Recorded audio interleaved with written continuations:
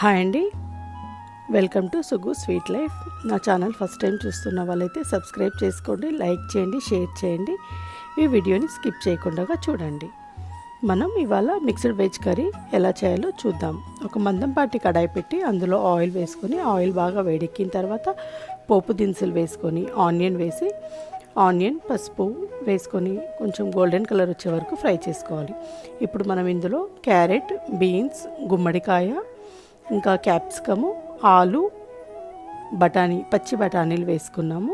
ఇలా వేసుకొని కొద్దిగా నూనెలో వేపుకున్న తర్వాత ఫ్రెష్గా నూరుకున్న అల్లం వెల్లుల్లి పేస్టు, 1 టేబుల్ స్పూన్ కారం, ఉప్పు వేసుకొని ఆయిల్లోనే మనం మంచిగా ఫ్రై చేసుకోవాలి.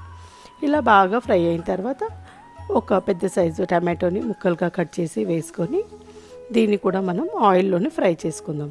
ఇలా బాగా ఫ్రై అయిన తర్వాత కొద్దిగా వాటర్, మనకి ఎంత గ్రేవీ కావాలో చూసుకొని వాటర్ యాడ్ చేసుకొని కుక్ చేసుకోవాలి.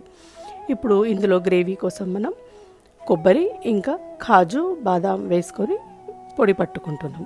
ఇలా పొడి పట్టుకొని ఈ ముక్కలు ఉడికిన తర్వాత ఈ కాజు, బాదాం పౌడర్ వేసుకొని ఇందులో కొద్దిగా కొత్తిమీర వేసి పూరీలతో వేడి వేడి కర్రీ, ఇంకా సమ్మర్ కాబట్టి ఆమ్రస్తో సర్వ్ చేసుకోవాలి.